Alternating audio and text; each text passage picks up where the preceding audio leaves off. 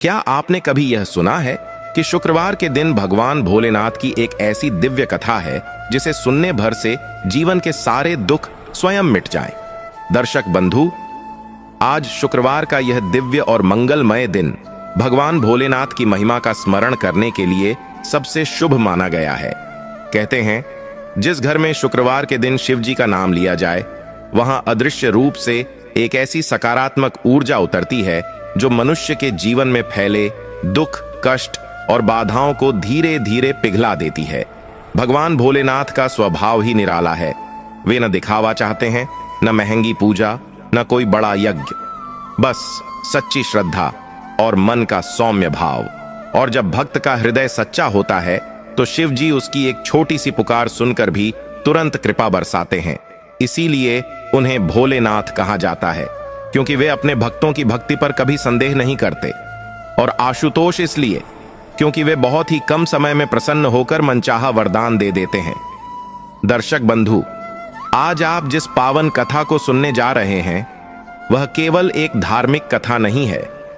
यह एक आस्था है जो टूटे दिल को जोड़ देती है। यह एक प्रकाश है जो अंधकार में भी राह दिखा देता है। यह एक ऐसी शक्ति है जो जीवन की हर बाधा को शांत कर देती है। कहते हैं, जो व्यक्ति शुक्रवार के दिन शिव जी की कथा भक्तिभाव से सुनता है, उसके जीवन के बंद दरवाजे खुलने लगते हैं, रुका हुआ काम बनने लगता है, घर में शांति बसती है और मन में एक अनोखा भरोसा जागता है कि कोई तो है जो हमारी हर पुकार सुन रहा है। तो आइए श्रद्धा के साथ बैठ जाएं, अपने मन में शिव जी का स्वरूप कल्पना करें और होठों पर धीरे से बोलें AUM नमः शिवाय, क्योंकि इसी मंत्र के साथ अब शुरू होती है भगवान भोलेनाथ की वह पावन कथा जो आपके जीवन को दिशा देगी, मन को शक्ति देगी और आपके घर में सुख समृद्धि की नई किरण लेकर आएगी। लेकिन दर्शक बंधु, आगे बढ़ने से पहले आपको एक अत्यंत गंभीर और महत्वपूर्ण बात जरूर बता दूं, जिसे हमारे प्राचीन धर्म ग्रंथों में विशेष रूप से शुक्रवार व्रत के संदर्भ में समझाया गया है। गरुड़ पुराण में स्पष्ट उल्लेख मिलता है कि जो व्यक्ति किसी भी व्रत, पूजा या पवित्र कथा को अधूरा छोड़ देता है, वह न केवल ज्ञान से वंचित होता है बल्कि अनजाने में पाप का भागी बन जाता है। क्योंकि अधूरी कथा मन में संदेह छोड़ देती है, अधूरा व्रत मन में भ्रम छोड़ देता है और यही भ्रम कई बार इंसान को गलत निर्णय, गलत मार्ग और अनचाहे दुखों की ओर धकेल देता है। विशेषकर शुक्रवार के दिन, जब माता लक्ष्मी और भगवान शिव दोनों की संयुक्त कृपा का महत्व बताया गया है, उस दिन की कथा को बीच में छोड़ना जीवन में बरकत रुकने का कारण भी माना गया है। क्योंकि शुक्रवार के व्रत का फल तभी मिलता है जब भक्त मन, वचन और कर्म से इसे पूर्ण श्रद्धा के साथ पूरा सुनता या करता है। इसीलिए दर्शक बंधु, आपसे विनम्र निवेदन है कि आज की इस शुक्रवार व्रत कथा को अंत तक अवश्य सुने। यह केवल एक कथा नहीं है, यह जीवन का आईना है। यह आपको बताएगी कि क्यों शुक्रवार का व्रत घर में सुख समृद्धि लाता है, क्यों माता लक्ष्मी और शिव जी इस दिन विशेष रूप से प्रसन्न होते हैं और क्यों अधूरी छोड़ी गई पूजा व्यक्ति को कई बार अज्ञात कठिनाइयों में डाल देती है। हो सकता है इस कथा का कोई एक शब्द, कोई एक प्रसंग आपके जीवन की दिशा बदल दे, आपको किसी अनजाने पाप से बचा ले या वह रास्ता दिखा दे जिसकी तलाश आप लंबे समय से कर रहे हों। और यदि आप एक सच्चे सनातनी हैं, तो यह भी आपका धर्म है कि ऐसी पवित्र शिक्षाओं को अपने तक सीमित न रखें, उन्हें अधिक से अधिक लोगों तक पहुंचाएं, क्योंकि धर्म का प्रकाश तभी बढ़ता है जब वह बांटा जाए। इसलिए इस वीडियो को लाइक करें, अपने परिवार और मित्रों के साथ साझा करें और हमारे चैनल भैरम पावर को सब्सक्राइब करना न भूलें, ताकि शुक्रवार व्रत, शिव उपासना और माता लक्ष्मी की कृपा से जुड़ी गूढ़, पावन और जीवनदायिनी कथाएं आपको निरंतर मिलती रहे। तो चलिए दर्शक बंधु, श्रद्धा और विश्वास के साथ शुक्रवार की इस पावन कथा की शुरुआत करते हैं। प्राचीन समय की बात है, भारतवर्ष के एक सुंदर और समृद्ध राज्य में राजा जयसिंह का शासन था। राजा जयसिंह स्वभाव से बड़े ही नेक, प्रजापालक और धर्म के मार्ग पर चलने वाले व्यक्ति थे। उनके राज्य में कभी भी अकाल नहीं पड़ता था और न ही कोई व्यक्ति भूखा सोता था। राजा जय सिंह का मानना था कि प्रजा की सेवा ही ईश्वर की सबसे बड़ी पूजा है। उनके दरबार में न्याय का डंका बजता था। राजा के पास एक बहुत ही बुद्धिमान और दूरदर्शी मंत्री थे जिनका नाम विदुर था। विदुर न केवल राजनीति के झांता थे बल्कि वे शास्त्रों और धर्म के भी गहरे जानकार थे। राजा जय सिंह जब भी किसी धर्म संकट में फंसते तो वे तुरंत मंत्री विदुर से परामर्श लेते और विदुर अपनी बुद्धिमत्ता से उस समस्या का समाधान निकाल देते थे। राजा जय सिंह का जीवन बाहर से देखने में जितना सुखमय लगता था, अंदर से उनके मन में एक गहरी चिंता और सूनापन था। उनके पास धन दौलत, हाथी घोड़े और विशाल सेना थी, लेकिन उनके कोई संतान नहीं थी। राजा जय सिंह और उनकी पत्नी महारानी देवयानी इस बात को लेकर बड़े दुखी रहते थे। महारानी देवयानी भगवान शिव की परम भक्त थीं।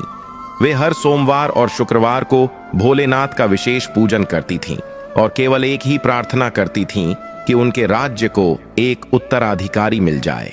राजा जय सिंह की आयु बढ़ती जा रही थी और उन्हें यह डर सताने लगा था कि उनके बाद इस विशाल राज्य का क्या होगा। क्या कोई बाहरी शत्रु उनके राज्य पर कब्जा कर लेगा? क्या उनकी प्रजा अनाथ हो जाएगी?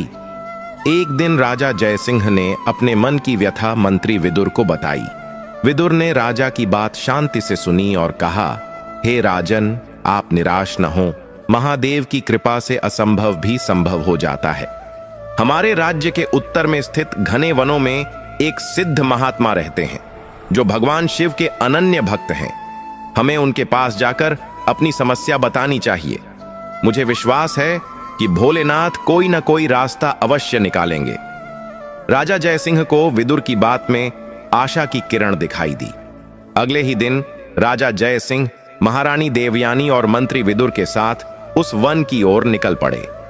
रास्ता बहुत कठिन और पत्थरीला था, लेकिन राजा और रानी के मन में श्रद्धा थी, इसलिए वे बिना रुके चलते रहे। आश्रम पहुंचकर उन्होंने देखा कि एक तेजवान साधु धूनी रमाए बैठे हैं। राजा और रानी ने उनके चरणों में दंडवत प्रणाम किया।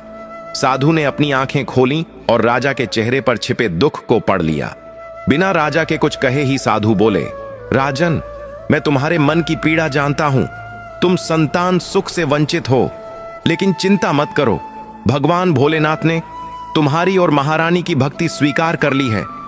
साधु ने अपनी झोली से भभूत निकालकर राजा और रानी को दी और कहा, इसका सेवन करो और नियमित रूप से शुक्रवार के दिन भगवान शिव का जलाभिषेक करो। तुम्हें 2 पुत्रों की प्राप्ति होगी, लेकिन याद रखना, दोनों के भाग्य और कर्म एक दूसरे से बिल्कुल अलग होंगे। साधु के आशीर्वाद से कुछ समय बाद महारानी देवयानी गर्भवती हुई और पूरे राज्य में खुशी की लहर दौड़ गई। समय पूरा होने पर महारानी एक ने 2 जुड़वां पुत्रों को जन्म दिया। बड़े पुत्र का नाम रखा गया प्रभात सिंह और छोटे पुत्र का नाम रखा गया देवेंद्र सिंह। पूरे राज्य में उत्सव मनाया गया। राजा जय सिंह ने गरीबों को स्वर्ण मुद्राएं दान की और मंदिरों में विशेष पूजा करवाई।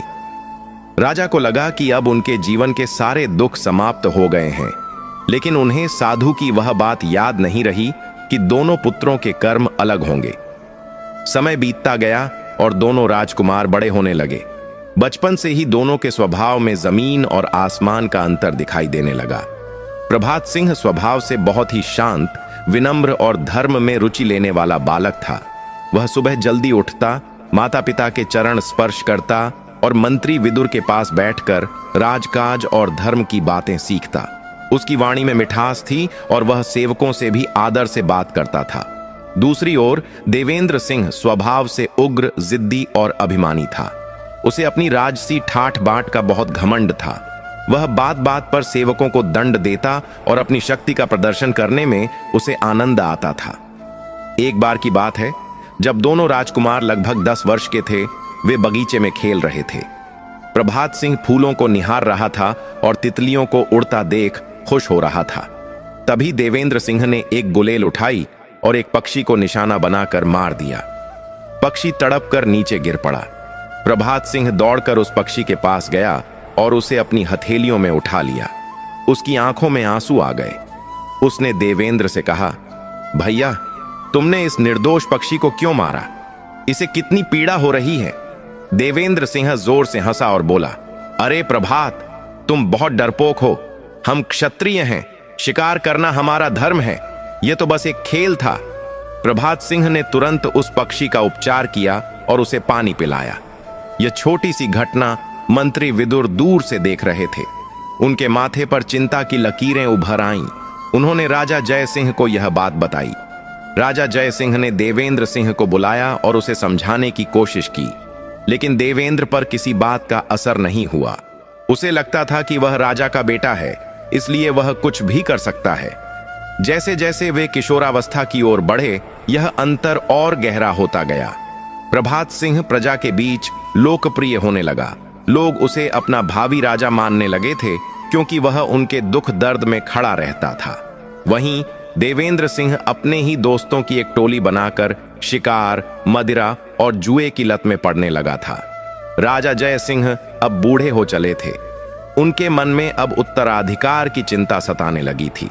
नियम के अनुसार बड़ा बेटा राजा बनता है, लेकिन यहां दोनों जुड़वां थे और जन्म में केवल कुछ पलों का अंतर था। प्रभात सिंह कुछ पल पहले जन्मा था, इसलिए तकनीकी रूप से वही बड़ा था। लेकिन देवेंद्र सिंह की महत्वाकांक्षा बहुत बड़ी थी। वह मन ही मन खुद को राजा मान बैठा था। महारानी देवयानी भी देवेंद्र के व्यवहार से बहुत चिंतित रहती थीं। वे रोज भोलेनाथ से प्रार्थना करती कि देवेंद्र को सद्बुद्धि दें। एक दिन राजा जय सिंह ने मंत्री विदुर को अपने कक्ष में बुलाया। राजा ने कहा, विदुर, अब समय आ गया है कि मैं अपना उत्तराधिकारी घोषित करूं। प्रभात हर तरह से योग्य है, लेकिन मुझे डर है कि देवेंद्र इस निर्णय को स्वीकार नहीं करेगा। वह बगावत कर सकता है और राज्य में गृह युद्ध की स्थिति बन सकती है। तुम ही कोई उपाय बताओ। विदुर ने कुछ देर सोचा और कहा, महाराज, राज सिंहासन उसे ही मिलना चाहिए जो प्रजा का रक्षक हो, न कि भक्षक। लेकिन देवेंद्र सिंह को समझाने के लिए हमें एक परीक्षा लेनी होगी। उस परीक्षा के माध्यम से पूरे राज्य के सामने यह सिद्ध हो जाएगा कि असली राजा बनने के योग्य कौन है। राजा जय सिंह ने पूछा, कैसी परीक्षा विदुर? विदुर ने एक योजना बताई। उन्होंने कहा, महाराज, आप दोनों राजकुमारों को बुलाएं और उनसे कहें कि राज्य के सीमावर्ती इलाकों में कुछ विद्रोह हो रहा है और वहां डाकुओं का आतंक बढ़ गया है। आप दोनों को अलग अलग दिशाओं में भेजें। प्रभात सिंह को पूर्वी सीमा पर और देवेंद्र सिंह को पश्चिमी सीमा पर। हम देखेंगे कि वे उस समस्या को कैसे सुलझाते हैं। जो राजकुमार कम से कम हिंसा और बुद्धिमानी से शांति स्थापित करेगा, वही गद्दी का असली हकदार होगा। राजा को यह सुझाव बहुत पसंद आया। अगले ही दिन दरबार सजाया गया। राजा जय सिंह ने प्रभात सिंह और देवेंद्र सिंह को बुलाया। राजा ने गंभीर स्वर में कहा, पुत्रों, अब तुम दोनों युवा हो चुके हो और शिक्षा भी पूर्ण कर चुके हो। अब वक्त है कि तुम अपनी योग्यता सिद्ध करो। हमारे राज्य की सीमाओं पर कुछ उपद्रव हो रहा है। मैं चाहता हूं कि तुम दोनों जाकर वहां शांति स्थापित करो। प्रभात, तुम पूर्व की ओर जाओगे और देवेंद्र, तुम पश्चिम की ओर। याद रहे, मुझे परिणाम चाहिए, लेकिन प्रजा को कष्ट नहीं होना चाहिए। देवेंद्र सिंह की आंखों में चमक आ गई। उसने सोचा कि यह तो शक्ति दिखाने का बेहतरीन मौका है। उसने तुरंत अपनी तलवार निकाली और गर्व से बोला, पिताजी, आप निश्चिंत रहें। मैं उन विद्रोहियों का सिर काटकर आपके चरणों में ला रखूंगा। पश्चिम दिशा में अब केवल मेरा भय होगा। उसकी बातों में अहंकार साफ झलक रहा था।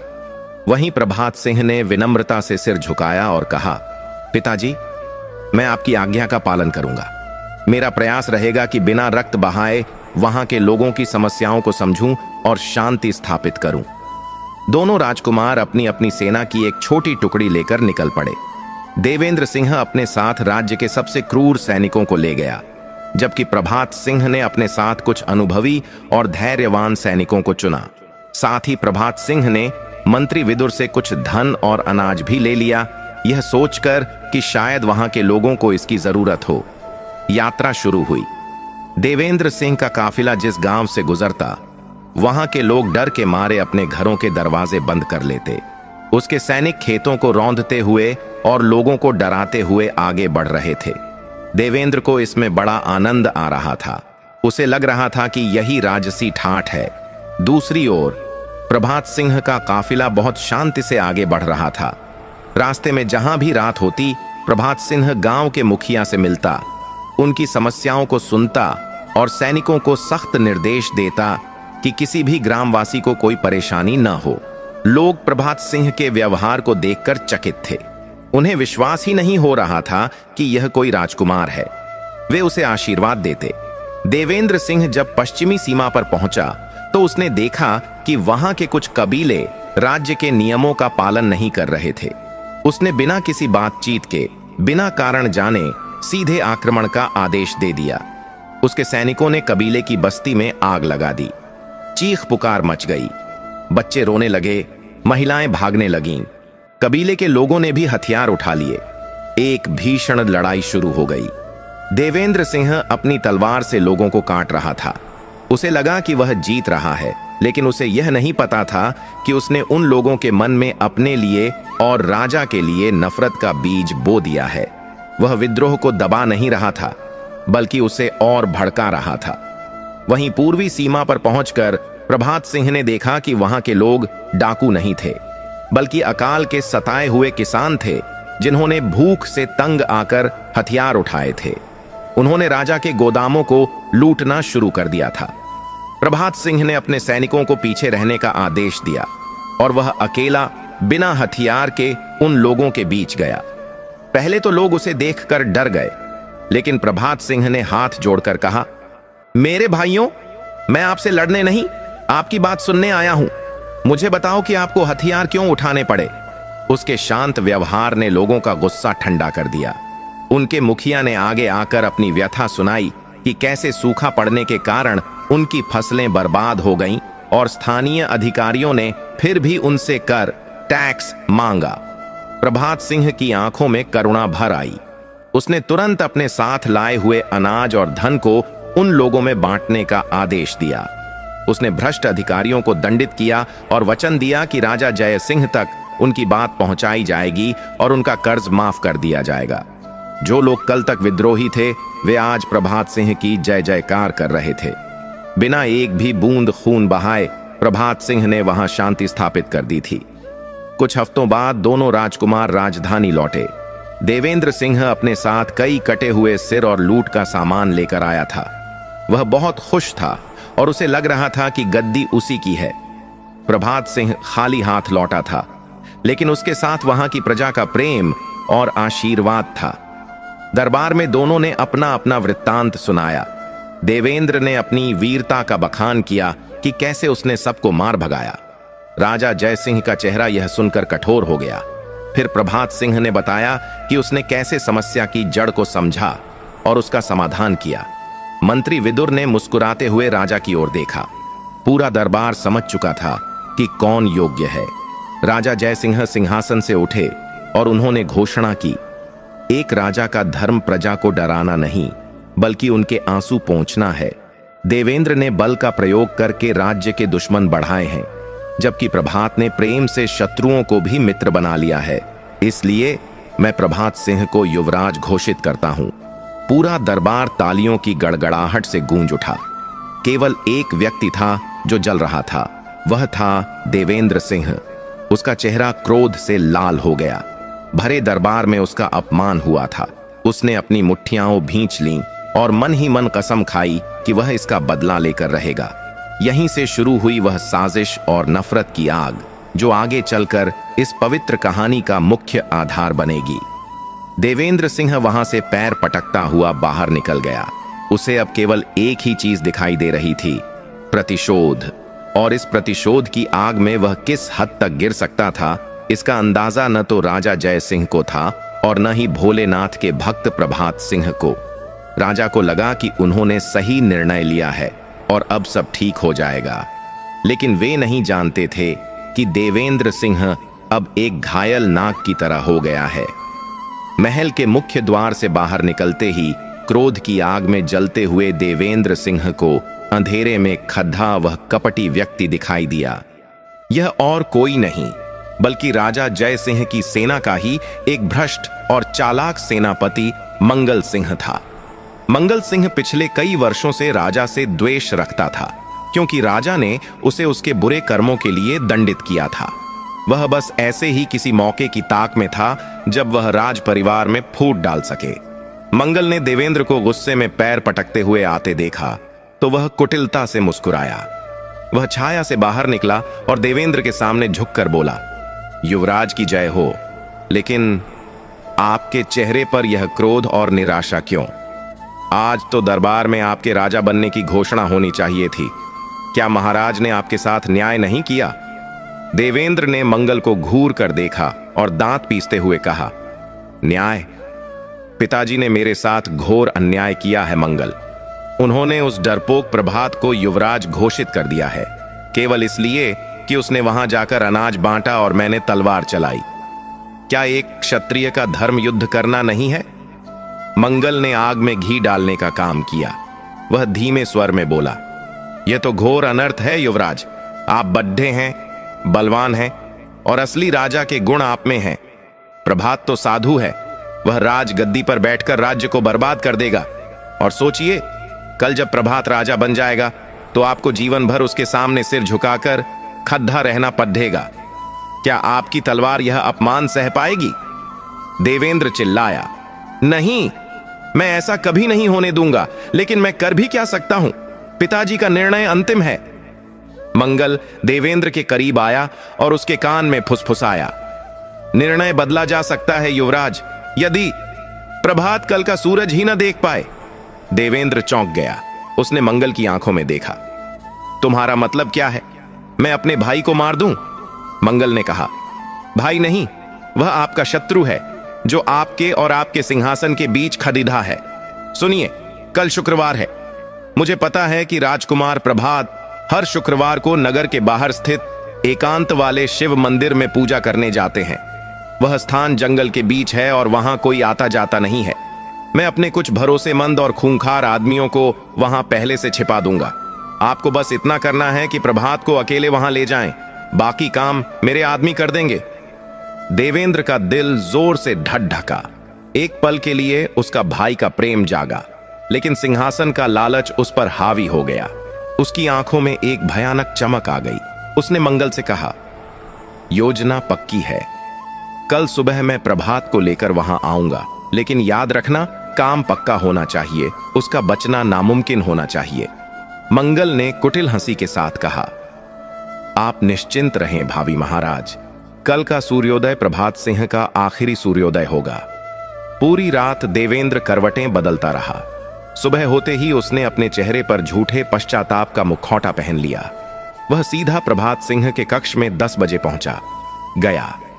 प्रभात उस समय भगवान भोलेनाथ की आराधना कर रहा था। पूजा समाप्त होते ही देवेंद्र उसके चरणों में गिर पड़ा और फूट फूट कर रोने का नाटक करने लगा। भैया, मुझे क्षमा कर दो, देवेंद्र ने रोते हुए कहा। प्रभात सिंह, जो स्वभाव से बहुत सरल और कोमल हृदय का था, वह अपने छोटे भाई को इस तरह रोता देख विचलित हो गया। उसने तुरंत देवेंद्र को उठाया और गले लगा लिया। यह क्या कर रहे हो देवेंद्र? तुम मेरे भाई हो, तुमसे कैसी नाराजगी? देवेंद्र ने सिसकते हुए कहा, भैया, कल दरबार में सत्ता के लोभ ने मुझे अंधा कर दिया था। मैंने आपका अपमान किया, पिताजी का दिल दुखाया। मुझे रात भर नींद नहीं आई। मैं अपने पापों का प्रायश्चित करना चाहता हूं। आज शुक्रवार है। मैं चाहता हूं कि हम दोनों भाई बिना किसी सैनिक या मंत्री के उस पुराने वन वाले शिव मंदिर में जाएं और साथ में महादेव का अभिषेक करें। क्या आप मेरे साथ चलेंगे? इससे मेरे मन को शांति मिलेगी। भोले भाले प्रभात को जरा सा भी आभास नहीं हुआ कि यह आमंत्रण मौत का बुलावा है। उसे लगा कि उसका भाई सुधर गया है। उसने मुस्कुराते हुए कहा, अवश्य देवेंद्र, इससे अच्छी बात क्या हो सकती है। हम दोनों भाई साथ में महादेव की पूजा करेंगे। चलो, अभी चलते हैं। जब वे दोनों महल से निकलने लगे तो मंत्री विदुर ने उन्हें रोका। विदुर की अनुभवी आंखों को देवेंद्र के अचानक बदले व्यवहार पर संदेह हो रहा था। उन्होंने कहा, युवराज प्रभात, आप दोनों अकेले जंगल की ओर जा रहे हैं। यह सुरक्षित नहीं है। कम से कम अंगरक्षकों की एक टुकड़ी साथ ले जाएं। लेकिन इससे पहले कि प्रभात कुछ कहता, देवेंद्र बोल पड़ा, काका, यह दो भाइयों के बीच का मामला है। हम ईश्वर के सामने प्रायश्चित करने जा रहे हैं वहां शस्त्रों और सैनिकों का क्या काम, और जब बड्ढे भैया साथ हैं तो मुझे किस बात का डर। प्रभात ने भी विदुर को आश्वस्त किया। काका, आप चिंता न करें, हम शीघ्र लौट आएंगे। विदुर का मन नहीं माना, लेकिन वे भाभी राजा की आज्ञा टाल नहीं सके। वे भारी मन से उन्हें जाते हुए देखते रहे। दोनों भाई अपने अपने घोड़ों पर सवार होकर जंगल की ओर निकल पड़े। रास्ता बहुत सुहाना था, पक्षी चहचहा रहे थे, लेकिन देवेंद्र के मन में कपट का बवंडर चल रहा था। जैसे जैसे वे घने जंगल में उस पुराने मंदिर के करीब पहुंच रहे थे, सन्नाटा बढ़ता जा रहा था। मंदिर एक पहाड़ी के किनारे पर स्थित था, जिसके नीचे एक बहुत गहरी और तेज बहाव वाली नदी बहती थी। नदी की गर्जना ऊपर तक सुनाई दे रही थी। मंदिर के प्रांगण में पहुंचकर दोनों ने घोड़े रोके। वहां एकदम सन्नाटा था। प्रभात सिंह ने घोड़े से उतरकर मंदिर की ओर हाथ जोड़े और कहा, कितना शांत और पवित्र स्थान है यह देवेंद्र। यहां भगवान का वास साक्षात अनुभव होता है। देवेंद्र ने पीछे से अपनी कमर पर बंधी तलवार पर हाथ रखा और व्यंग्य भरी हंसी हंसा। हां भैया, यह स्थान सचमुच बहुत शांत है, हमेशा की नींद सोने के लिए। प्रभात सिंह ने चौंक कर पीछे मुद्दा, यह तुम क्या कह रहे हो देवेंद्र? तभी देवेंद्र ने एक विशेष सीटी बजाई। सीटी की आवाज गूंजते ही मंदिर के खंडहरों और झादियों के पीछे से मंगल सिंह के 6 नकाब पोश गुंडे नंगी तलवारें लेकर बाहर निकल आए। उन्होंने प्रभात सिंह को चारों तरफ से घेर लिया। प्रभात स्थिति को समझ गया। उसकी आंखों में डर नहीं, बल्कि गहरा दुख था। उसने देवेंद्र की आंखों में देखा और कहा, तो यह तुम्हारा प्रायश्चित है देवेंद्र। तुम अपने सगे भाई को मारने के लिए मुझे यहां छल से लाए हो। धिक्कार है तुम पर। अगर तुम्हें राजपाट चाहिए था तो मांग लेते, मैं खुशी खुशी दे देता। इसके लिए भाई के खून से हाथ रंगने की क्या जरूरत थी? देवेंद्र ने चिल्लाकर कहा, मुझे तुम्हारा त्याग नहीं चाहिए, मुझे मेरा अधिकार चाहिए जिसे तुमने छल से छीना है। मंगल के आदमियों, इसे खत्म कर दो। गुंडे प्रभात पर टूट पड़े। प्रभात सिंह भले ही शांत स्वभाव का था, लेकिन वह एक वीर योद्धा भी था। उसने बिजली की तेजी से अपनी तलवार निकाली और हमलावरों से भिद्दा गया। तलवारों की खनखनाहट से जंगल गूंज उठा। प्रभात ने अपनी कुशलता से 2 गुंडों को तो तुरंत धराशायी कर दिया। वह एक शेर की तरह लड्डे डा रहा था, लेकिन वे संख्या में ज्यादा थे। जब प्रभात 3 गुंडों से लड्डे ढने में व्यस्त था, तभी देवेंद्र ने पीछे से आकर कायरतापूर्वक प्रभात की पीठ में खंजर घोंप दिया। हे शिव! प्रभात के मुंह से चीख निकल गई। पीठ में गहरा घाव लगते ही उसकी शक्ति क्षीण होने लगी। वह लड्डखड़ा कर जमीन पर गिर पड़ा। खून की धारा बह निकली। वह दर्द से तड़प रहा था, फिर भी उसकी नजरें मंदिर के शिवलिंग की ओर थीं। देवेंद्र उसके पास आया और उसकी छाती पर पैर रखकर बोला, जाओ भैया, अब तुम भगवान के पास ही रहो। इस पृथ्वी पर राज अब देवेंद्र सिंह करेगा। यह कहकर देवेंद्र ने घायल प्रभात को पूरी ताकत से धक्का दिया। प्रभात का शरीर पहाड़ी से लुढ़कता हुआ सीधा नीचे उफनती हुई नदी में जा गिरा। छपाक की एक जोरदार आवाज आई और तेज लहरें प्रभात को अपने साथ बहा ले गईं। कुछ ही पलों में वह आंखों से ओझल हो गया। देवेंद्र ने नीचे झांक कर देखा। उसे तसल्ली हो गई कि इतने गहरे पानी और जख्मी हालत में किसी का बचना नामुमकिन है। वह पलटा और मंगल सिंह, जो वहां नकाब पहनकर मौजूद था, से बोला, काम हो गया, अब चलो, हमें महल में जाकर एक नई कहानी सुनानी है। देवेंद्र ने अपनी तलवार से खुद के कपड़े फाड़ लिए और अपने हाथ पर एक छोटा सा घाव बना लिया, ताकि वह दिखा सके कि उन पर हमला हुआ था। वह घबराया हुआ और रोता हुआ महल की ओर भागा। महल पहुंचकर देवेंद्र ने कोहराम मचा दिया। वह मुख्य द्वार पर ही गिर पड़ा और जोर जोर से चिल्लाने लगा, बचाओ, कोई बचाओ, अनर्थ हो गया। राजा जयसिंह, महारानी देवयानी और मंत्री विदुर दौड़े चले आए। राजा ने घबराकर पूछा, क्या हुआ पुत्र, तुम इस हालत में कैसे, और प्रभात कहां है? देवेंद्र ने घड़ियाली आंसू बहाते हुए कहा, पिताजी, हम पर डाकुओं ने हमला कर दिया। वे बहुत सारे थे। भैया ने बहुत वीरता से मुकाबला किया। उन्होंने मुझे तो बचा लिया और भागने को कहा, लेकिन वे दुष्ट भैया को घसीटते हुए खाई की ओर ले गए और उन्हें नदी में फेंक दिया। मैं कायर की तरह भाग आया। मैं भैया को नहीं बचा सका। यह सुनते ही महारानी देवयानी के मुख से एक चीख निकली और वे अचेत होकर गिर पड़ीं। राजा जयसिंह पत्थर की मूरत बन गए। जिस महल में कल उत्सव की तैयारी होनी थी, वहां मातम छा गया।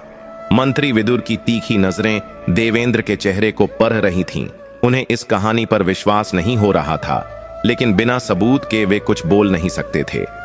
पूरे राज्य में शोक की लहर दौड़ गई।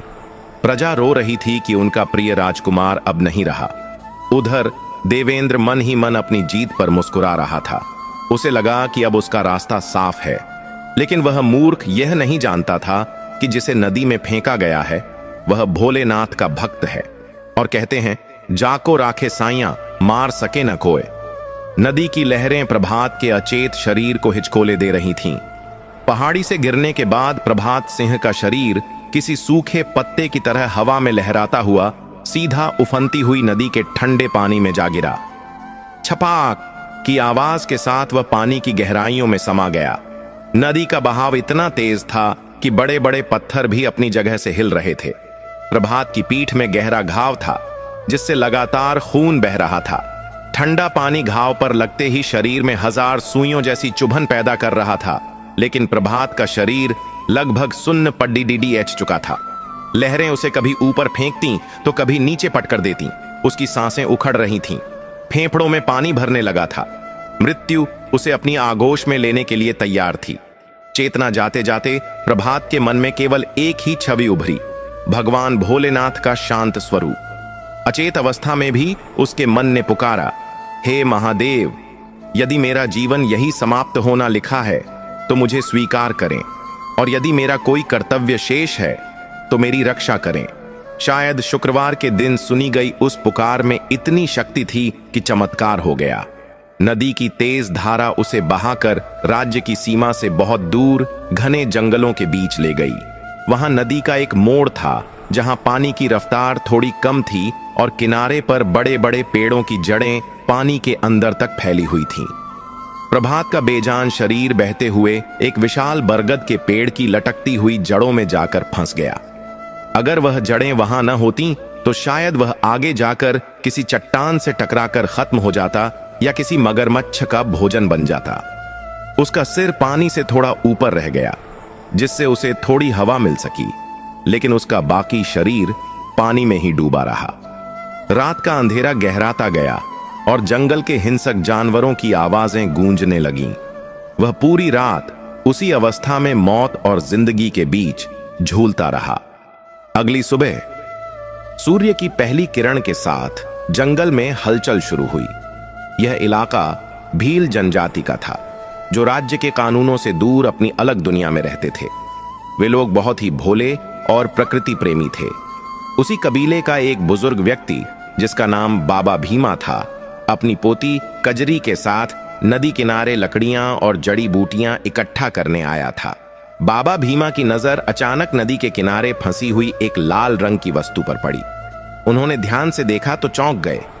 कजरी, उधर देख, वो तो कोई मनुष्य लगता है, भीमा ने उंगली से इशारा करते हुए कहा। कजरी, जो एक फुर्तीली युवती थी, तुरंत दौड़कर किनारे पर गई। उसने देखा कि एक युवक, जिसके कपड़े तो राजसी लग रहे हैं लेकिन पूरी तरह फटे हुए हैं, जड़ों में फंसा हुआ है। पानी का रंग उसके आसपास लाल हो चुका था। कजरी ने घबराकर आवाज लगाई, बाबा जल्दी आइए, यह तो बहुत बुरी तरह घायल है, लेकिन शायद अभी सांस चल रही है। बाबा भीमा ने अपनी लाठी फेंकी और पानी में उतर गए।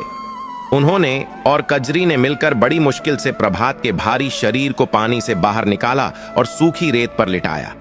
प्रभात का चेहरा पीला पड़ चुका था और होंठ नीले थे। भीमा ने तुरंत उसकी नब्ज टटोली। बहुत धीमी लेकिन धड़कन चल रही थी। भीमा ने उसकी पीठ देखी तो सिहर उठे। खंजर का घाव गहरा था और मांस फट चुका था। भीमा, जो जंगल की जड़ी बूटियों के ज्ञानी थे, समझ गए कि अगर तुरंत उपचार नहीं मिला तो यह युवक नहीं बचेगा। उन्होंने कजरी से कहा, बेटी, यह कोई साधारण सैनिक नहीं लगता। इसके गले में पड़ी रुद्राक्ष की माला बता रही है कि यह शिव का भक्त है। हमें इसे तुरंत अपनी झोपड़ी में ले जाना होगा। दोनों ने मिलकर प्रभात को एक लकड़ी के ढांचा पर डाला और कबीले की ओर ले चले। कबीले में पहुंचते ही हड़कंप मच गया। सब लोग घेर कर खड़े हो गए। भीमा ने सबको दूर हटाया और प्रभात को अपनी झोपड़ी के भीतर खाट पर लिटाया। भीमा ने तुरंत जंगल से लाई हुई संजीवनी बूटी जैसी कुछ पत्तियों को पीसकर लेप बनाया। उन्होंने गर्म पानी से प्रभात के घाव को धोया और उस पर वह लेप लगा दिया। जैसे ही दवा लगी, बेहोशी में भी प्रभात के मुंह से कराह निकली। भीमा ने राहत की सांस ली। दर्द का एहसास होना मतलब जीवन का होना है। अगले 3 दिन और 3 रातें बाबा भीमा और कजरी ने प्रभात की सेवा में एक पल भी आराम नहीं किया। कजरी उसके माथे पर गीली पट्टियां रखती और भीमा समय समय पर जड़ी बूटियों का काढ़ा उसके मुंह में डालते। इधर राजधानी में शोक का माहौल अब भी छाया हुआ था। राजा जयसिंह ने खाना पीना त्याग दिया था। वे अपने कक्ष में बैठे बस प्रभात की बचपन की चीजों को निहारते रहते। महारानी देवयानी की आंखों के आंसू सूख चुके थे। वे पागलों की तरह मंदिर में बैठी रहती और शिव जी से अपने बेटे को वापस मांगती। देवेंद्र सिंह ने अपने नाटक को और पुख्ता कर लिया था। उसने अपना सिर मुंडवा लिया था और सफेद कपड़े पहनकर शोक मना रहा था। वह प्रजा के बीच जाता और रोते हुए कहता, मेरे बड़े भाई चले गए, अब उनकी जिम्मेदारी मुझे निभानी होगी। प्रजा उसके आंसुओं को सच मान रही थी, लेकिन मंत्री विदुर की बेचैनी कम नहीं हुई थी। विदुर ने अपने गुप्तचरों को घटना मंदिर और नदी पर भेजा था। गुप्तचरों ने वापस आकर बताया, मंत्री जी, वहां संघर्ष के निशान तो हैं, लेकिन डाकुओं के कोई निशान नहीं मिले। वहां घोड़ों के खुरों के जो निशान हैं, वे केवल 2 घोड़ों के हैं जो राजकुमारों के थे। किसी तीसरी सेना के आने का कोई सबूत नहीं मिला। विदुर ने माथा पकड़ लिया। उनका शक यकीन में बदल रहा था। इसका मतलब देवेंद्र ने झूठ बोला। वहां कोई डाकू नहीं थे, लेकिन बिना प्रभात के शरीर या किसी ठोस गवाह के मैं राजा को यह कैसे समझाऊं? राजा पहले ही पुत्र वियोग में मरणासन्न हैं। अगर मैंने कहा कि छोटे बेटे ने ही बड़े को मारा है, तो वे सदमे से ही मर जाएंगे।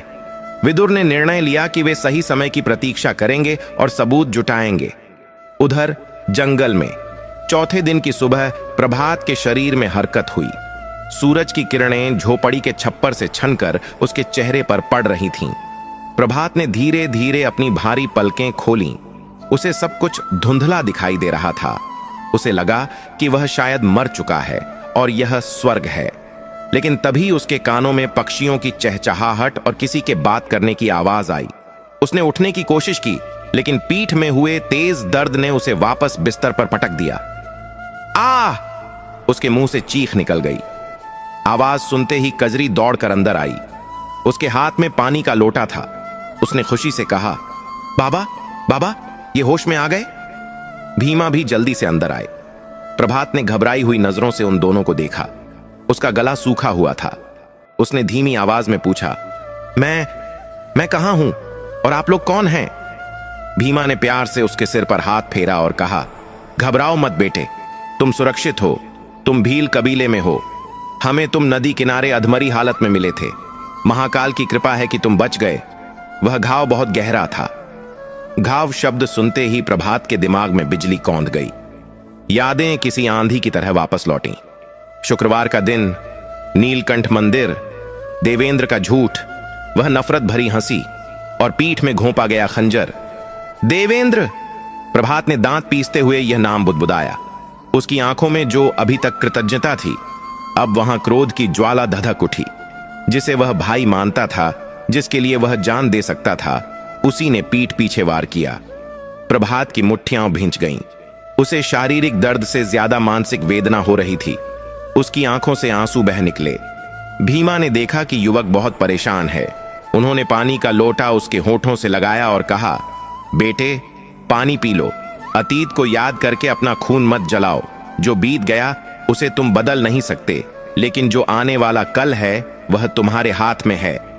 प्रभात ने पानी पिया और खुद को शांत करने की कोशिश की। उसने सोचा, अगर मैं अभी बता दूं कि मैं राजकुमार हूं, तो हो सकता है कि ये लोग डर जाएं या देवेंद्र के सैनिक यहां तक पहुंच जाएं। मुझे अभी अपनी पहचान छिपानी होगी। प्रभात ने भीमा से झूठ बोला, बाबा, मेरा नाम शिवा है। मैं एक साधारण सैनिक हूं। डाकुओं ने मुझ पर हमला कर दिया था और मुझे नदी में फेंक दिया। भीमा, जो दुनिया देख चुके थे, उन्होंने प्रभात की आंखों में छिपे राज्य को भांप लिया। वे जानते थे कि साधारण सैनिक की त्वचा इतनी कोमल और भाषा इतनी शुद्ध नहीं होती, लेकिन उन्होंने कुरेदना ठीक नहीं समझा। उन्होंने कहा, ठीक है शिवा, तुम जो भी हो, अब तुम हमारे मेहमान हो। जब तक तुम पूरी तरह ठीक नहीं हो जाते, तुम यहीं रहोगे। दिन बीतते गए। प्रभात धीरे धीरे स्वस्थ होने लगा। कबीले का जीवन सादा लेकिन कठिन था। प्रभात ने देखा कि ये वनवासी कितने स्वाभिमानी और मेहनती हैं। वह भी उनके साथ काम में हाथ बंटाने लगा, लेकिन उसका लक्ष्य कुछ और था। वह रोज नदी किनारे जाकर घंटों बैठता और राजधानी की दिशा में देखता रहता। एक शाम जब प्रभात और भीमा आग के पास बैठे थे, तो कबीले का एक युवक शहर से सामान बेचकर लौटा। वह बहुत उत्साहित था। उसने बताया, अरे सुनिए, शहर में तो बड़ा जश्न होने वाला है। राजा जयसिंह ने घोषणा की है कि अगले पूर्णिमा को राजकुमार देवेंद्र सिंह का राज्याभिषेक होगा। उन्हें नया राजा बनाया जाएगा। यह खबर सुनते ही प्रभात के हाथ से लकड़ी का टुकड़ा गिर गया। राज्याभिषेक? उसके मुंह से निकला। हां, उस युवक ने कहा, सुना है बड़े राजकुमार की मृत्यु हो गई थी, इसलिए अब छोटे राजकुमार राजा बनेंगे। लेकिन लोग खुश नहीं हैं। कहते हैं छोटा राजकुमार बहुत क्रूर है। प्रभात का खून खौल उठा। देवेंद्र न केवल उसे मारना चाहता था, बल्कि अब वह उस गद्दी पर भी बैठना चाहता था जिसका उपयोग वह प्रजा के दमन के लिए करेगा। प्रभात को अपने पिता और माता की चिंता होने लगी। वह समझ गया कि अब उसके पास समय कम है। उसे पूर्णिमा से पहले राजधानी पहुंचना होगा और इस अन्याय को रोकना होगा। लेकिन वह अकेला था, निहत्था था और कमजोर भी। देवेंद्र के पास पूरी सेना थी। प्रभात ने भीमा की ओर देखा। क्या ये वनवासी उसकी मदद करेंगे? क्या वह अपनी असली पहचान बताए? तभी भीमा ने गंभीर स्वर में कहा, शिवा, तुम्हारी आंखों में मैं एक राजा का तेज और एक भाई का दुख देख सकता हूं। अब झूठ बोलने का समय गया। मुझे सच बताओ, क्या तुम ही राजकुमार प्रभात सिंह हो? प्रभात चौंक गया। उसने भीमा की आंखों में देखा और उसे वहां केवल अपनापन दिखा। उसकी हिम्मत जवाब दे गई और वह भीमा के पैरों में गिरकर रो पड़ा। हां बाबा, मैं ही वह अभागा प्रभात हूं जिसे उसके सगे भाई ने मारना चाहा। मेरा राज्य खतरे में है, मेरे माता पिता खतरे में हैं। मुझे आपकी मदद चाहिए। भीमा ने उसे उठाया और गले लगा लिया। उन्होंने गर्जना करते हुए कहा, तो फिर चिंता मत करो राजकुमार। भील कबीला अपनी जान दे सकता है, लेकिन शरण में आए व्यक्ति का साथ नहीं छोड़ता। हम तुम्हारे साथ चलेंगे। देखते हैं उस पापी देवेंद्र में कितना दम है। जंगल में मशालें जल उठीं। भीमा ने कबीले के सभी लड़ाकों को इकट्ठा किया। ये लोग तलवारबाजी में माहिर नहीं थे, लेकिन तीर कमान और छिपकर वार करने में इनका कोई सानी नहीं था। प्रभात को लगा कि महादेव ने उसे नई सेना दी है, लेकिन राजधानी का रास्ता आसान नहीं था। देवेंद्र ने हर जगह अपने पहरेदार बैठा रखे थे और सबसे बड़ी चुनौती यह थी कि प्रभात को महल के अंदर घुसना था, वह भी राज्याभिषेक से पहले, ताकि वह भरी सभा में देवेंद्र का सच सामने ला सके। प्रभात ने एक योजना बनाई, एक ऐसी योजना जो शुक्रवार के दिन ही अंजाम दी जानी थी, क्योंकि शुक्रवार से ही उसके दुखों की शुरुआत हुई थी और शुक्रवार को ही वह इसका अंत करेगा। जंगल के उस भील कबीले में युद्ध की तैयारियां जोर शोर से चल रही थीं। हालांकि भीलों के पास राजा की सेना जैसे आधुनिक हथियार, कवच या तलवारें नहीं थीं, लेकिन उनके पास जंगल का चप्पा चप्पा जानने वाला ज्ञान और अचूक निशानेबाजी थी। प्रभात सिंह ने उन्हें समझाया कि हमें सीधी लड़ाई नहीं लड़नी है, क्योंकि देवेंद्र की सेना विशाल है। हमें बुद्धि और चालाकी से काम लेना होगा। बाबा भीमा ने अपने सबसे तेज तर्रार 50 नौजवानों को चुना। कजरी ने भी जिद की कि वह साथ जाएगी। प्रभात ने पहले मना किया, लेकिन कजरी का साहस देखकर उसे हां करनी पड़ी। योजना यह बनी कि प्रभात और उसके साथी साधुओं की टोली का भेष बनाएंगे। चूंकि राज्याभिषेक का समय था, इसलिए राज्य में दूर दूर से साधु संतों और कलाकारों का आना जाना लगा हुआ था, इसलिए किसी को उन पर शक नहीं होता। प्रभात सिंह ने अपने राजसी कपड़े उतार दिए। उसने अपने शरीर पर चिता की भभूत, राख मल ली, माथे पर एक बड़ा सा त्रिपुंड, शिवजी का तिलक लगाया और अपनी पहचान छिपाने के लिए लंबी जटाएं बना लीं। अब वह राजकुमार प्रभात नहीं बल्कि एक तेजस्वी अघोरी साधु लग रहा था। उसकी आंखों में प्रतिशोध की आग और चेहरे पर शिव जैसी शांति थी। शुक्रवार की सुबह होने वाली थी, जिस दिन राज्याभिषेक तय था। प्रभात और भीलों की टोली ने जंगल से निकलकर राजधानी विजयनगर की ओर कूच किया। जैसे जैसे वे राजधानी के करीब पहुंच रहे थे, प्रभात का दिल भारी होता जा रहा था। जिस राज्य में कभी खुशियों के गीत गाए जाते थे, आज वहां एक अजीब सा सन्नाटा था। लोग डर के साए में जी रहे थे। खेतों में काम करने वाले किसान उदास थे। गलियों में बच्चे खेल नहीं रहे थे। जगह जगह देवेंद्र के सैनिक पहरा दे रहे थे और लोगों को डरा धमका रहे थे। यह देखकर प्रभात का खून खौल उठा। उसने मन ही मन कसम खाई कि वह अपनी प्रजा को इस नरक से मुक्त कराएगा। शहर के मुख्य द्वार पर भारी सुरक्षा थी। सैनिकों ने साधुओं की टोली को रोका। रुको, कौन हो तुम लोग और कहां जा रहे हो? एक सिपाही ने कड़क आवाज में पूछा। प्रभात सिंह साधु के भेष में आगे आया। उसने अपनी आवाज भारी करते हुए कहा, हम महाकाल के भक्त हैं, उज्जैन से आए हैं। सुना है नए राजा का राज्याभिषेक है, उन्हें आशीर्वाद देने और भिक्षा लेने आए हैं। क्या तुम शिव के भक्तों का रास्ता रोकोगे? क्या तुम चाहते हो कि हम तुम्हें श्राप दे दें? सिपाही अंधविश्वासी था। श्राप का नाम सुनते ही वह डर गया। उसने तुरंत हाथ जोड़ ली और कहा, नहीं नहीं महाराज, क्षमा करें, आप अंदर जा सकते हैं। इस तरह प्रभात और उसके साथी सुरक्षित शहर के अंदर दाखिल हो गए। शहर में घुसते ही प्रभात ने देखा कि राजमहल को सजाया जा रहा है, लेकिन उस सजावट में कोई उत्साह नहीं था। हर तरफ केवल देवेंद्र सिंह के जयकारे जबरदस्ती लगवाए जा रहे थे। प्रभात जानता था कि सीधे महल में घुसना आत्महत्या के समान होगा। उसे सबसे पहले किसी ऐसे व्यक्ति से मिलना था जो महल के अंदर की खबर दे सके और जिस पर वह आंख बंद करके भरोसा कर सके। और वह व्यक्ति केवल एक ही था, मंत्री विदुर। प्रभात को याद था कि मंत्री विदुर हर शाम नगर के बीचों बीच स्थित पुराने शिव मंदिर में पूजा करने आते हैं। प्रभात ने अपने साथियों को अलग अलग जगहों पर फैलने का इशारा किया और खुद उस मंदिर की ओर चल पड़ा। शाम ढल चुकी थी। मंदिर में ज्यादा भीड़ नहीं थी। मंत्री विदुर शिवलिंग के सामने बैठे थे। उनका चेहरा उतर चुका था, आंखों के नीचे काले घेरे थे। वे भगवान से प्रार्थना कर रहे थे, हे भोलेनाथ, हमारे राज्य को बचा लो। राजा जय सिंह तो पुत्र वियोग में जीवित लाश बन गए हैं, और देवेंद्र, वह तो राक्षस बन चुका है। क्या इस राज्य का कोई रक्षक नहीं आएगा? तभी उन्हें पीछे से एक भारी आवाज सुनाई दी, रक्षक अवश्य आएगा काका, क्योंकि महादेव कभी अन्याय नहीं होने देते। विदुर चौंक गए। उन्होंने पलटकर देखा तो सामने एक भभूत रमाया हुआ साधु खड़ा था। विदुर ने कहा, आप कौन हैं महात्मा, और मुझे काका कहकर क्यों संबोधित कर रहे हैं? प्रभात ने धीरे से अपनी जटाएं हटाईं और अपनी आंखों से विदुर की आंखों में देखा।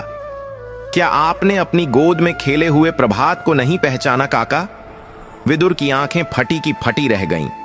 उन्हें लगा कि उन्हें मतिभ्रम हो गया है। वे कांपते हुए हाथों से प्रभात के करीब आए और उसके चेहरे को छू कर देखा। प्रभात, मेरे बच्चे, तुम जीवित हो? विदुर का गला भर आया।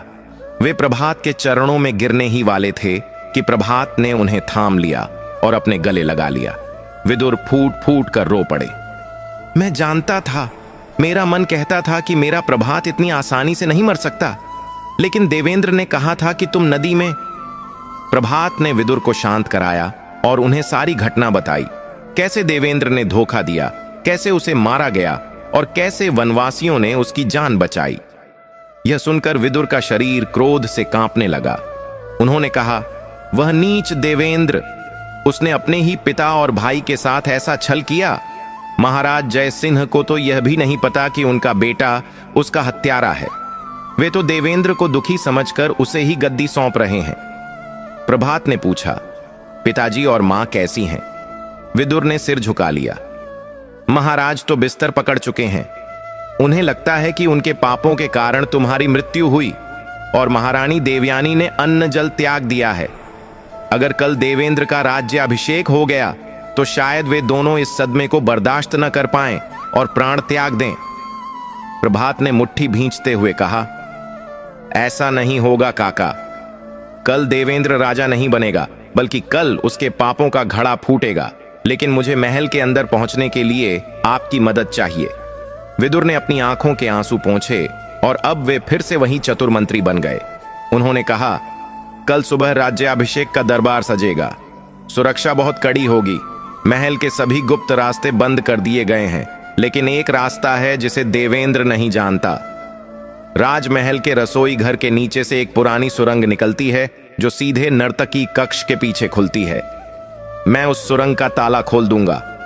प्रभात ने योजना बनाई। उसने कहा, ठीक है। मेरे 50 साथी जो साधु और मजदूरों के भेष में हैं, वे महल के बाहर भीड़ में शामिल हो जाएंगे। जैसे ही मैं अंदर से संकेत दूंगा, वे मुख्य द्वार पर हमला करके ध्यान भटकाएंगे। मैं और मेरे कुछ खास साथी उस सुरंग से दरबार में दाखिल होंगे। विदुर ने कहा, लेकिन सावधान रहना पुत्र। देवेंद्र ने अपनी सुरक्षा के लिए काला पहाड़ के खूंखार भाड़े के सैनिकों को बुलाया है। उसका सेनापति मंगल सिंह बहुत चालाक है। चिंता न करें काका, प्रभात ने आत्मविश्वास से कहा। धर्म की लड़ाई में अधर्म चाहे कितना भी शक्तिशाली क्यों ना हो, जीत सत्य की ही होती है। कल दरबार में पूरी प्रजा और पिताजी के सामने दूध का दूध और पानी का पानी हो जाएगा। विदुर ने प्रभात को आशीर्वाद दिया और वहां से चले गए। प्रभात वापस अपने साथियों के पास आया और उन्हें पूरी योजना समझाई। रात गहरी हो गई थी। कल का सूरज विजयनगर के इतिहास का सबसे बड़ा दिन लेकर आने वाला था। उधर महल में देवेंद्र सिंह अपनी जीत के नशे में चूर था। वह मदिरा पी रहा था और मंगल सिंह के साथ हंस रहा था।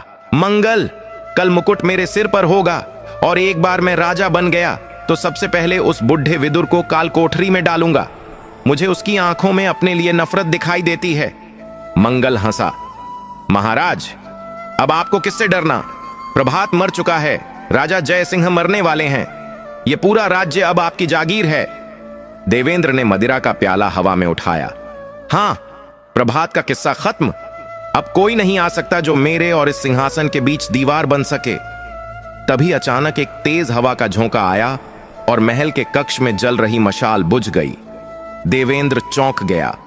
अंधेरे में उसे ऐसा आभास हुआ जैसे कोई उसकी गर्दन पर ठंडी सांस छोड़ रहा हो। यह उसका वहम था या आने वाले विनाश का संकेत? बाहर आसमान में बिजली कड़की, मानो प्रकृति भी कल होने वाले महायुद्ध की घोषणा कर रही थी। प्रभात सिंह अपनी तलवार की धार तेज कर रहा था। उसकी आंखों में नींद नहीं थी, केवल लक्ष्य था। कल उसे अपने भाई से नहीं, बल्कि एक अपराधी से लड़ना था। शुक्रवार की सुबह विजयनगर के राजमहल में नगाड़े बज रहे थे, लेकिन उनकी आवाज में कोई खुशी नहीं थी। पूरा दरबार खचाखच भरा हुआ था।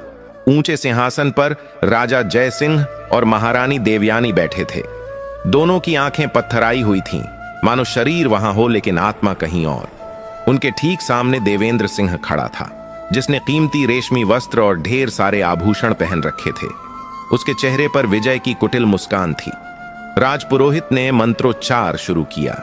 वह पल आ गया था जब राजा जय सिंह को अपने हाथों से वह शाही मुकुट उतारकर देवेंद्र के सिर पर रखना था। राजा कांपते हाथों से उठे। उन्होंने मुकुट उठाया। देवेंद्र ने अपना सिर झुकाया। वह उस पल का इंतजार कर रहा था जब वह आधिकारिक रूप से राजा बन जाएगा। जैसे ही मुकुट देवेंद्र के सिर को छूने वाला था, तभी दरबार के मुख्य द्वार पर एक भीषण कोलाहल हुआ और उसी समय सिंहासन के पीछे दीवार पर टंगी एक भारी ढाल गिर पड़ी। सबका ध्यान भटक गया। तभी दरबार के बीचों बीच एक भारी और गूंजती हुई आवाज सुनाई दी। ठहरो! यह आवाज इतनी तेज थी कि राजपुरोहित के हाथ से पूजा की थाली गिर गई। सबने चौंक कर देखा। दरबार के एक गुप्त द्वार से, जो नर्तकी कक्ष की ओर से आता था, एक जटाधारी साधु अपनी टोली के साथ अंदर दाखिल हुआ। उसके हाथ में एक चमकती हुई तलवार थी और शरीर पर भभूत लगी थी। देवेंद्र चिल्लाया, यह पागल साधु यहां कैसे आया? सैनिकों, इसे अभी बंदी बना लो और इसका सिर काट दो। लेकिन वह साधु डरा नहीं।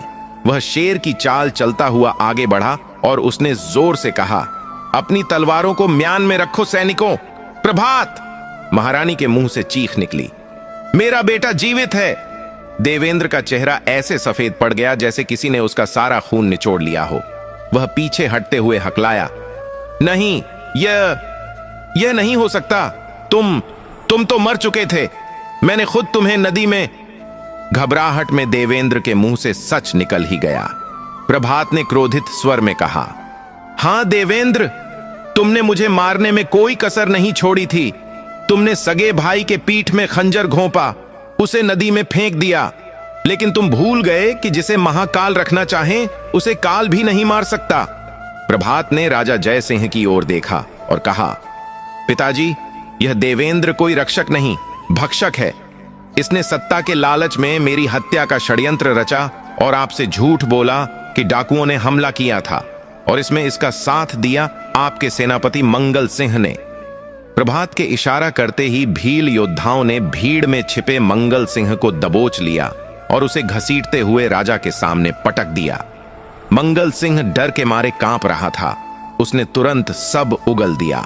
महाराज दया, यह सब राजकुमार देवेंद्र की योजना थी। उन्होंने ही मुझे लालच दिया था। राजा जय सिंह का दुख अब ज्वाला बन चुका था। उन्होंने देवेंद्र की ओर देखा। धिक्कार है तुम पर देवेंद्र। मैंने एक सांप को अपनी गोद में पाला था। तू मेरा पुत्र कहलाने के लायक नहीं है। देवेंद्र अब घिर चुका था। उसे लगा कि अब बचने का कोई रास्ता नहीं है, तो उसने अपनी तलवार खींच ली। मैं हार नहीं मानूंगा, यह सिंहासन मेरा है। वह पागलों की तरह प्रभात की ओर दौड़ा। प्रभात तैयार था। दोनों भाइयों के बीच दरबार में ही तलवारबाजी शुरू हो गई। लेकिन इस बार प्रभात घायल नहीं था और न ही धोखे में था। प्रभात की तलवार बिजली की तरह चल रही थी। केवल 2 ही वार में प्रभात ने देवेंद्र की तलवार को हवा में उछाल दिया और अपनी तलवार की नोक देवेंद्र की गर्दन पर रख दी। देवेंद्र घुटनों के बल गिर पड़ा। वह गिड़गिड़ाने लगा, भैया मुझे माफ कर दो, भैया मत मारो। प्रभात ने तलवार उठाई। पूरा दरबार सांस रोके देख रहा था। क्या प्रभात उसका सिर काट देगा? लेकिन प्रभात ने तलवार वापस म्यान में रख ली। उसने कहा, मैं तुम्हें मारकर अपने हाथ गंदे नहीं करूंगा देवेंद्र। तुम्हारी सजा यह है कि तुम्हें जीवन भर अपने पापों के साथ जीना होगा। राजा जय सिंह ने तुरंत आदेश दिया, सैनिकों, इस देशद्रोही और पितृद्रोही को जंजीरों में जकड़ लो। इसे और मंगल सिंह को कालकोठरी में डाल दिया जाए। इन्हें आजीवन सूर्य की रोशनी देखने को नहीं मिलेगी। सैनिकों ने देवेंद्र और मंगल को गिरफ्तार कर लिया। देवेंद्र रोता चिल्लाता रहा, लेकिन किसी ने उसकी नहीं सुनी। पाप का अंत हो चुका था।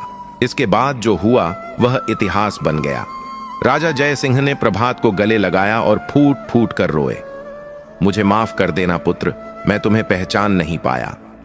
महारानी देवयानी ने अपने बेटे का माथा चूमा। उसी समय राजपुरोहित ने वह मुकुट उठाया और जयकारों के बीच प्रभात सिंह के सिर पर रख दिया। पूरा दरबार महाराज प्रभात सिंह की जय, महाकाल की जय के नारों से गूंज उठा। प्रभात ने राजा बनते ही सबसे पहले मंत्री विदुर को अपना प्रधानमंत्री और बाबा भीमा को अपना विशेष सलाहकार नियुक्त किया। उसने भील कबीले के लिए विशेष सम्मान और सुविधाएं घोषित की। प्रभात सिंह का शासनकाल स्वर्ण युग कहलाया। उसने प्रजा की सेवा को ही अपना धर्म माना। और सबसे महत्वपूर्ण बात, राजा प्रभात सिंह ने यह नियम बना दिया कि राज्य में हर शुक्रवार को भगवान भोलेनाथ की विशेष पूजा होगी और गरीबों को भोजन कराया जाएगा। तो भक्तों, यह थी भगवान भोलेनाथ की महिमा। जैसे शुक्रवार के दिन सुनी गई कथा और शिव भक्ति ने प्रभात सिंह को मृत्यु के मुंह से निकालकर राज सिंहासन तक पहुंचाया, वैसे ही जो भी व्यक्ति सच्चे मन से शुक्रवार को शिव जी का ध्यान करता है, उसके जीवन के सारे कांटे फूल बन जाते हैं। पाप चाहे कितना भी शक्तिशाली हो, अंत में जीत सत्य और धर्म की ही होती है। अगर आपको यह कथा पसंद आई हो और आप भी मानते हैं कि भोलेनाथ अपने भक्तों की रक्षा करते हैं, तो कमेंट में हर हर महादेव जरूर लिखें। भगवान शिव आप सभी की मनोकामना पूर्ण करें।